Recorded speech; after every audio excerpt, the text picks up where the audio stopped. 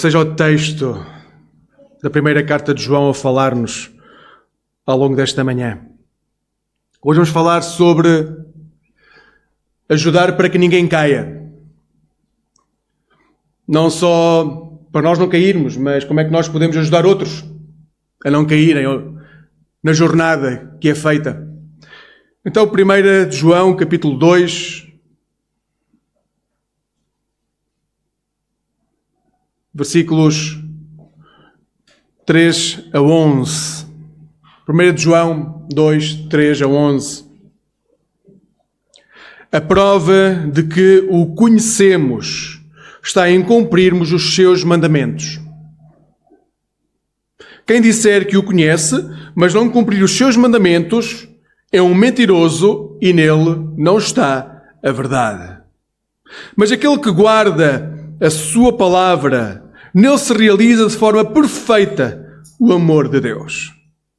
É assim que sabemos que estamos unidos a Deus. Aquele que diz que está unido a Deus tem de seguir o caminho que Jesus seguiu. Queridos amigos, não vos ensino um mandamento novo, mas sim um mandamento antigo que receberam logo no princípio. Este mandamento antigo é a palavra que vocês ouviram. Mas é um mandamento novo que vos escrevo, e a sua verdade mostra-se tanto nele como em vós, pois as trevas afastam-se e a luz verdadeira já brilha. Aquele que afirma que vive na luz, mas tem ódio ao seu irmão, ainda continua nas trevas. O que ama ao seu irmão permanece na luz e não dá motivo de pecado para outros. Mas aquele que tem ódio a seu irmão vive nas trevas, caminha nas trevas e não sabe para onde vai, porque as trevas lhe cegaram os olhos. Queridos amigos, o texto que hoje temos diante de nós é um texto que me falou de forma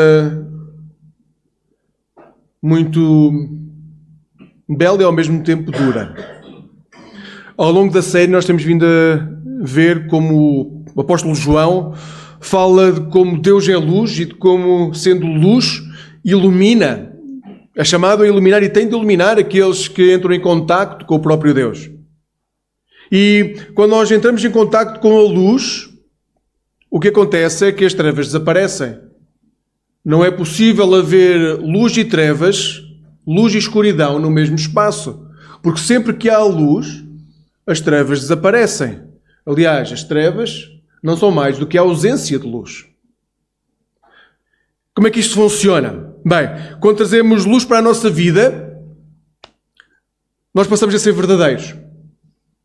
Realmente passamos a ser verdadeiros. Passamos a assumir tudo aquilo que dizemos e tudo aquilo que fazemos. Quando nós temos luz na nossa vida, não há necessidade de esconder aquilo que está em nós.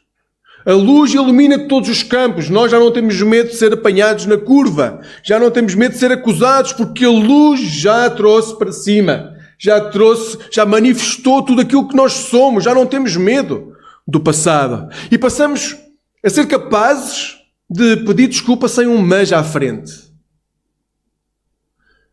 Muitas vezes nós até reconhecemos que há um erro. Mas também muitas vezes nós dizemos, há um erro, mas ele aconteceu porque... E quando a luz de Cristo vem, nós passamos a assumir os nossos erros sem um mas, sem justificação. Nós somos os únicos responsáveis por aquilo que nós fazemos. Os outros são responsáveis por aquilo que eles fazem. Nós somos responsáveis por aquilo que nós dizemos e fazemos e não temos nenhuma justificação para dizer nós fazemos porque ou há um mas. Nós fazemos mas. Então, quanto mais luz há na nossa vida, mais honestos, mais maduros espiritualmente, nós passamos a ser. Passamos a saber que, na realidade, temos de prestar contas por aquilo que fazemos. Numa sociedade como aquela que nós vivemos, normalmente achamos que não temos que prestar contas a ninguém. Porque nós fazemos aquilo que fazemos porque somos senhores de nós mesmos. Tenho que vos dizer, à luz da Bíblia, nós temos que prestar contas sim sempre. Primeiramente a Deus, depois às nossas famílias e à própria igreja. Nós somos chamados a prestar contas. É assim que nós crescemos espiritualmente. Ou seja, quando a luz de Deus incide sobre a nossa vida, nós realmente começamos a crescer espiritualmente. Isso chama-se maturidade espiritual. Então o versículo 10 vai-nos dar um mote para a mensagem ao longo desta manhã. O que ama o seu irmão permanece na luz e não dá motivo de pecado para os outros. Este versículo é extraordinário. Volto a lê-lo. O que ama o seu irmão permanece na luz e não dá motivo de pecado para os outros. Gostava que pensassem de uma forma honesta, verdadeira convosco mesmo. Não é com o que estão à vossa volta, nem sequer com os vossos familiares, é convosco mesmo. Pensem, tragam luz, a luz de Deus para a vossa mente neste momento. E perguntem-se a vocês mesmos, a vossa relação com Deus permite dizer que o conhecem? A relação que têm neste momento com Deus permite realmente dizer que conhecem Deus?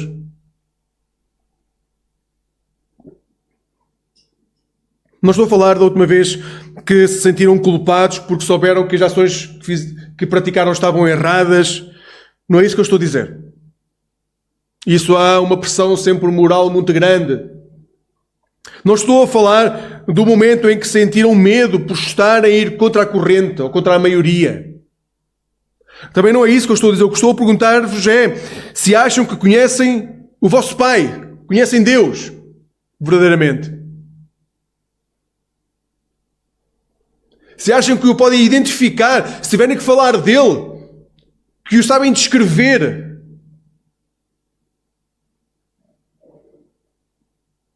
Conhecem Deus? Conhecem o vosso Pai? O texto de hoje começa a dizer que há uma forma de sabermos se realmente nós conhecemos Deus. O texto diz, se nós cumprirmos os seus mandamentos, então podemos dizer que conhecemos Deus. Se nós cumprirmos os seus mandamentos, nós podemos dizer que conhecemos Deus. A versão da Bíblia, a mensagem, coloca o texto de uma forma bonita. Vejam como essa tradução coloca estes versículos. Se alguém afirma, eu conheço-o bem, mas não guarda os seus mandamentos, é um mentiroso. E agora, esta é a parte mais que esta versão tem, que aquela que lemos não tem. A sua vida não combina com as suas palavras. A sua vida não combina com as suas palavras. Este é realmente um problema grande no nosso dia a dia.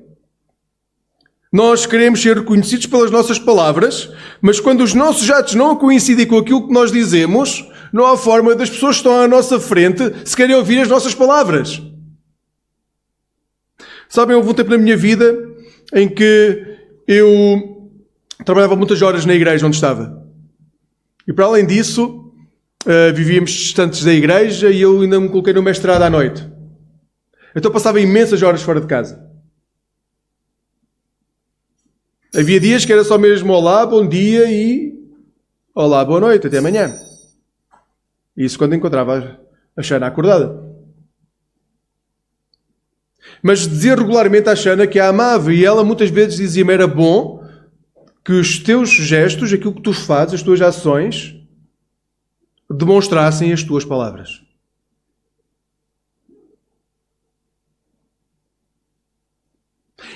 E durante muito tempo eu coloquei um mas. Eu estou a fazer isto porque, ou estou a fazer isto, mas é para que. E a verdade é que não importa realmente o mas ou o porque à frente. Porque no momento em que nós estamos a falar das nossas ações, não coincidem com as nossas palavras. E as pessoas vão olhar para as nossas ações e não vão escutar as nossas palavras.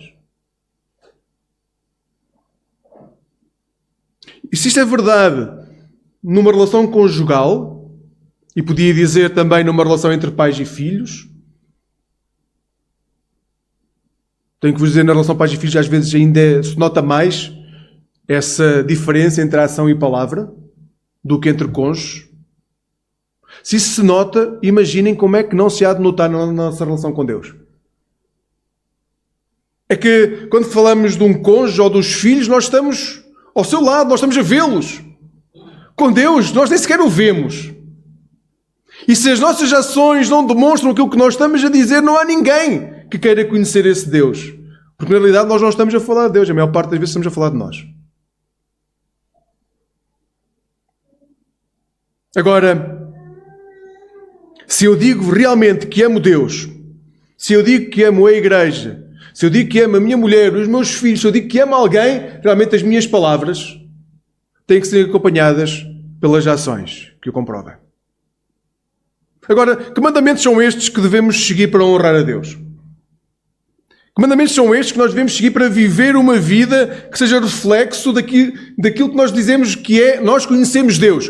Quais são essas ações? Vejam, o versículo 6 dá-nos a resposta. Aquele que diz que está unido a Deus tem de seguir o caminho que Jesus seguiu. Quais são os mandamentos? Seguir o caminho que Jesus seguiu. Então, para conhecer o Pai, nós realmente temos que conhecer quem? O Filho. Para sermos reflexo do amor do Pai, para falarmos do Pai aos outros, nós temos que conhecer quem? O Filho. Mas não é só conhecer a nível cognitivo, não conhecer as histórias. Nós temos que seguir o caminho que Jesus seguiu. É a única forma de quem olhar para nós possa ver o Pai. Possa saber que nós o conhecemos.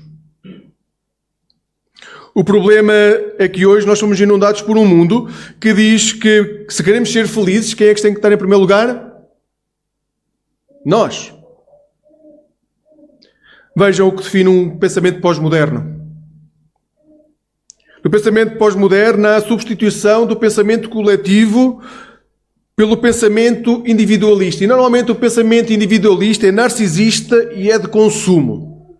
Ou seja, nós paramos de pensar no coletivo, no bem comum de todos, para pensar que se eu trabalhar primeiro para o meu bem, então depois todos os outros serão abençoados com o meu bem.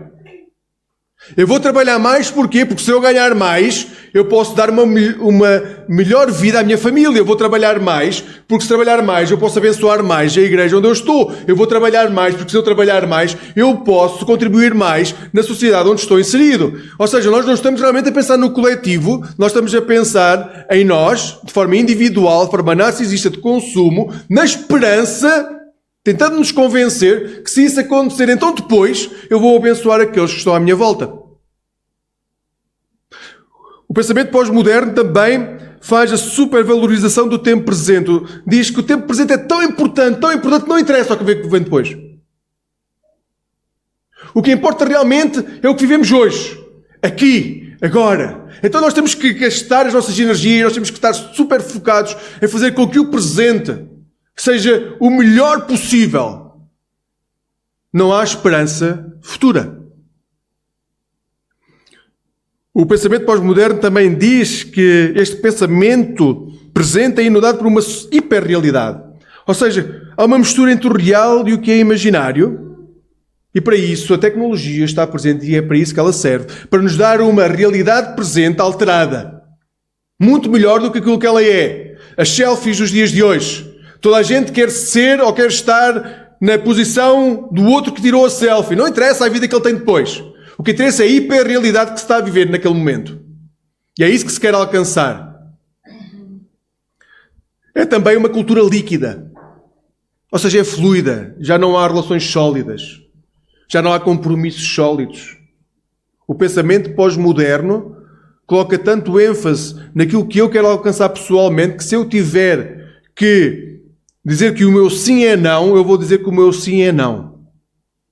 Já nem é questão da promessa. Ou de fazer juramentos. É a minha palavra é volátil. E está de acordo não com aquilo que são os valores do reino, mas com aquilo que eu desejo alcançar. Se eu tiver que mudar a minha palavra, eu mudo a minha palavra. Não há problema nenhum.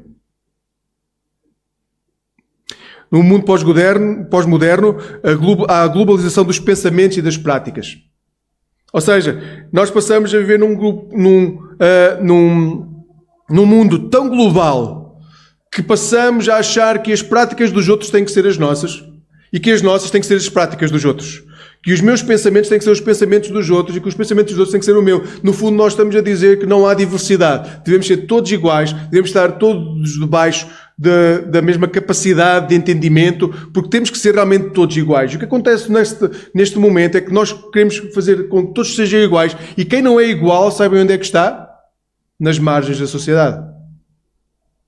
É visto como alguém inferior, um cidadão de segunda. E por fim, há no pensamento pós-moderno a banalização ou mesmo a ausência de valores em nome da tolerância.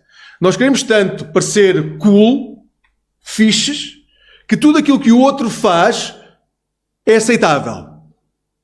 Nós somos tolerantes para tudo aquilo que o outro faz porque vivemos num mundo onde realmente tudo é aceitável.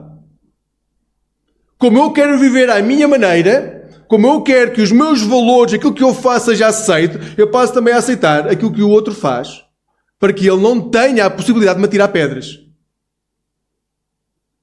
Então, este pensamento pós-moderno, na realidade, não tem nada a ver com o pensamento de Jesus. E podem pagar ponto por ponto. Este pensamento não é o pensamento bíblico, não é o pensamento nem o ensino de Jesus. Porque Jesus coloca o ênfase exatamente em tudo aquilo que o pensamento moderno retira. Jesus coloca peso naquilo que é o pensamento coletivo. Jesus coloca peso naquilo que é a valorização do presente, mas também do futuro. O presente só é realmente um presente, um dom de Deus, quando visto à luz do futuro. Jesus coloca o ênfase na necessidade que nós temos de viver a realidade como ela é, não como ela é imaginada, mas como ela é na realidade. Jesus coloca o ênfase numa cultura que é sólida, onde as relações são sólidas, onde as relações se têm que fabricar, onde elas se têm que manter, onde se dá a vida por essas relações. Jesus coloca o ênfase naquilo que é a nossa individualidade. Jesus não quer que sejamos todos iguais. Quer que sejamos, que tenhamos consciência que na nossa diversidade nós somos filhos amados. E claramente, Jesus coloca o ênfase nos valores. Os valores do reino. Então, amigos, seguir Jesus é deixar de lado os nossos desejos pessoais e trilhar o caminho onde Ele já colocou os pés. E quando nós passamos a caminhar dessa forma, quem olha para nós pode saber que nós conhecemos Deus. Hoje temos de saber que só poderemos dizer que conhecemos Deus se formos reflexo de Jesus. Não há outra forma de dizer que conhecemos Deus se nós não formos reflexo de Jesus. Deixem-me usar uma imagem que o próprio apóstolo João usou no Evangelho que escreveu. João 15, 4 a 5.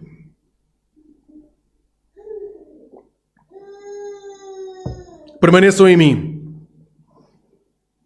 que eu permaneça em vós. Um ramo não pode dar fruto por si só, se não estiver unido à videira. Por isso não podem dar fruto, se não estiverem unidos a mim. É Jesus que está a falar. Eu sou a videira. E agora, atenção, discípulos de Jesus, porque essa é para nós. Eu sou a videira, e vós, os ramos.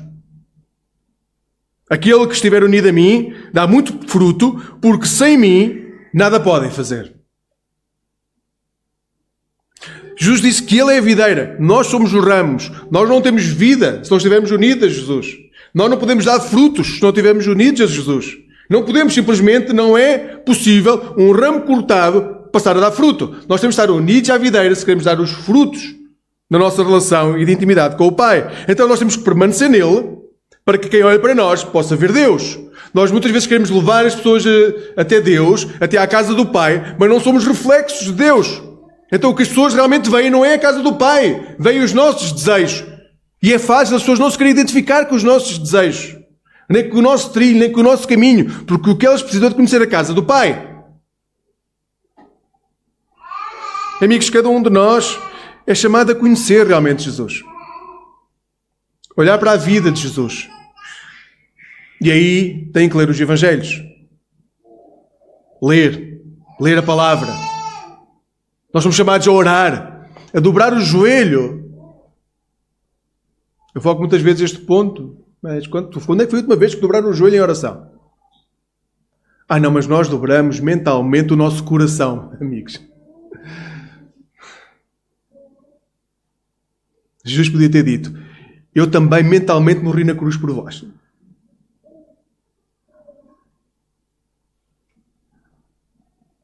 Mas ele morreu mesmo.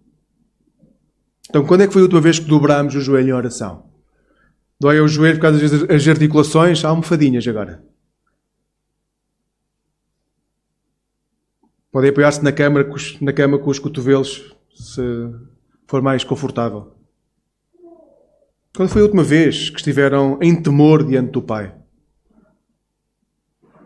Então, se queremos conhecer Jesus, há algumas práticas que nós temos que começar a ganhar, porque senão não o vamos conhecer. Se eu durante 20 anos ligar aos meus pais 1 minuto por semana, eu não vou conhecer a vida deles. E passado 20 anos, eles continuam a ser meus pais e eu não faço a mínima ideia do que é que se passa na vida deles. Porque durante 20 anos liguei-lhes 1 minuto por semana. E provavelmente para falar de mim. Então, amigos, quando tudo isso estiver a acontecer, quando dobrarem o joelho, quando lerem a palavra, quando estiverem disponíveis para escutar a voz de Deus, quando tudo isso acontecer, quando estivermos unidos a Jesus, iremos dar os mesmos frutos que Ele dá. E que frutos grandiosos deu Jesus. Imaginem o que é que estamos a perder aqui e agora, simplesmente porque não estamos dispostos a estar unidos à videira.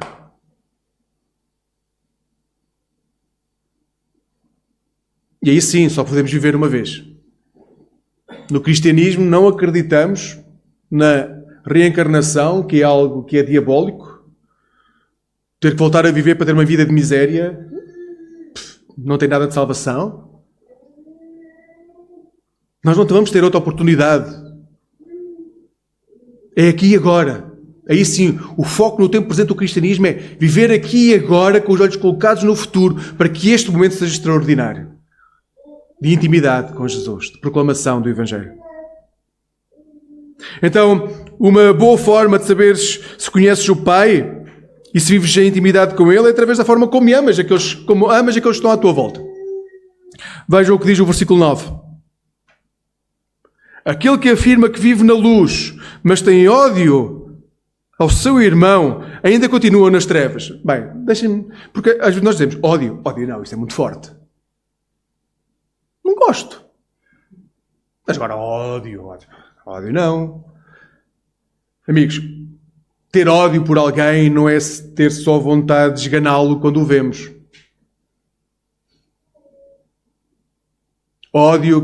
Ter ódio por alguém é não ter a capacidade de colocá-lo nas mãos do Pai para que ele seja abençoado. É dizer, tu não és digno do mesmo Pai que eu tenho. Nem te vou colocar nas minhas orações, quanto mais pedir bênção sobre ti. Então o texto diz, aquele que vive na luz, mas não consegue colocar o seu irmão nos braços amorosos do Pai para que seja abençoado, continua em trevas. Aquele que diz que é muito crente, que é um exemplo de comunhão, homem ou mulher, que acha que tem uma grande proximidade com Deus, que é virtuoso, que tem autoridade para falar com a mulher, com o marido, com os filhos, e faz aquela voz potente, parece que está a ser tomado pelo Espírito naquele momento, mas não ama. O seu irmão, muito pelo contrário, tem ódio por ele, não consegue libertar o seu coração da mágoa. Na realidade vive em trevas, não tem autoridade para isso. Não passa de alguém que continua a precisar de regressar também ele à casa do Pai. Também ele tem que regressar à casa do Pai para ser sarado. Por isso vos pergunto, vocês realmente conhecem Deus ou precisam ainda de regressar à casa do Pai para ser sarados e curados? Que já estão na casa do Pai, já podem levar outros à casa do Pai. Se ainda não estão em casa do Pai, precisam de encontrarem Jesus para voltar à casa do Pai. Porque Jesus é o único que nos vai levar realmente à casa do Pai. E neste processo de retorno à casa do Pai, é tempo de deixar tudo aquilo que nos consome. É tempo da carga ficar leve. É tempo de libertar-nos daquilo que é um peso. É tempo de deixar aquilo que são os pensamentos egoístas na pocilga de onde saímos. É tempo de deixar os sentimentos orgulhosos, os julgamentos precipitados. É tempo de deixar tudo para trás, para irmos leves, mais rápidos, com alegria. Ninguém consegue fazer uma caminhada de 40 km se levar 120 kg às costas. Porque a viagem torna-se infernal. Para a casa do Pai é a roupa que temos no corpo e toca andar.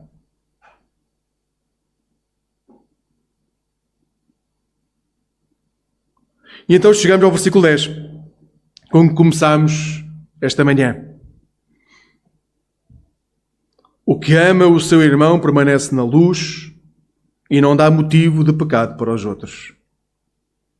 O que ama o seu irmão, o que ama aqueles que o rodeiam, o que ama o seu próximo, permanece na luz, permite que a luz incida sobre a sua vida, reflete a luz de Cristo em tudo aquilo que diz, em tudo aquilo que faz. Sabe que a luz incide de tal forma que não há cantos escuros. E quando algum aparece, rapidamente permite que a luz entre, para serem iluminados. João escreve um pensamento interessante na segunda parte deste versículo. Ele diz, e não dá motivo de pecado para os outros. Não é só deixar que a luz entre, é não dá motivo para que outros pequem. Realmente a palavra grega que é usada aqui é scandalon. Scandalon era a vara que se colocava na armadilha e que prendia o isco no meio. Quando o isco era retirado, o scandalon disparava a armadilha e quem era apanhado era morto. Então o que Jesus diz, o que João diz aqui é que nós não somos essa vara, não podemos ser essa vara que está presa ao isco para disparar e permitir que a pessoa seja morta. Aliás, nós não somos, realmente não podemos ser essa vara, esse meio de matar o outro com as nossas palavras, com os nossos gestos. Nós não podemos ser.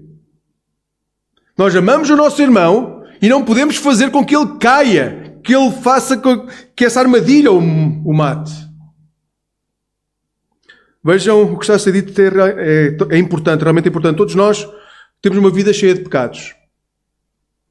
Pronto, se não sabiam, lamento informar-vos. Todos nós temos uma vida cheia de pecados. Então, não é a quantidade de pecados que define o quão maduros nós somos espiritualmente. Se estivéssemos aqui a contar, vamos lá fazer uma lista de pecados para ver quem é que peca menos, porque aquele que peca menos é o mais espiritual, certo? Não, basicamente não. Nós podemos ficar deitados uma vida inteira numa cama e o pecado que nós temos podem ser alguns pecados, realmente não nos aproximamos do próximo, mas também evitamos muitos outros, não é? Então não é pela quantidade de pecados que nós vamos ver se somos ou não maduros espiritualmente.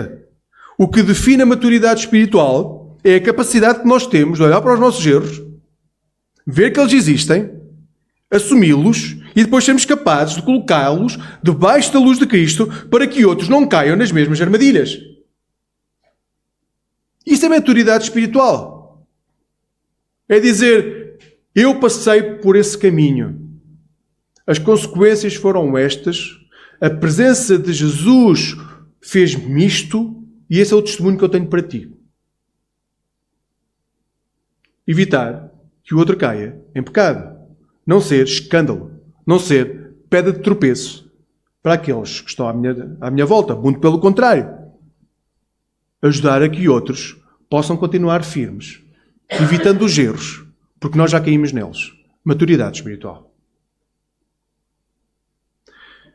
Esta semana exorto cada um de vocês a tirar tempo para olharem para as vossas falhas, mas olhar para elas com a luz de Cristo.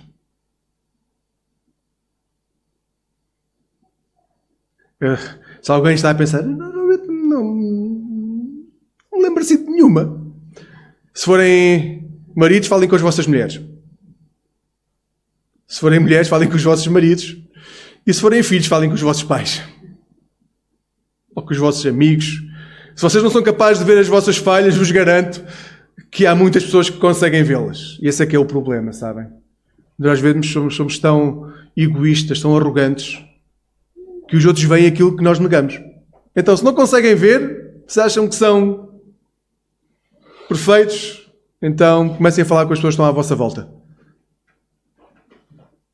Então, exorto-vos mesmo a olharem para as vossas falhas, olhando para as vossas falhas, colocá-las debaixo da luz de Cristo. O nosso objetivo de vida não pode ser somente caminhar leves e transformados de regresso à casa do Pai. Aí também estávamos a ser egoístas. Nós também somos chamados a levar Jesus e a luz de Jesus àqueles que estão à nossa volta. De forma a que não sejam tragados pela armadilha que vai disparar e que os vai matar. Ou que os vai deixar mutilados para o resto da vida. Nós podemos ser instrumentos de Deus para que aqueles que estão à nossa volta não sejam literalmente mutilados onde nós já fomos. Que Deus nos ajude nesse caminho, irmãos. E que, estando mais perto da luz de Jesus, também possamos saber que a nossa vida pode ser realmente diferente.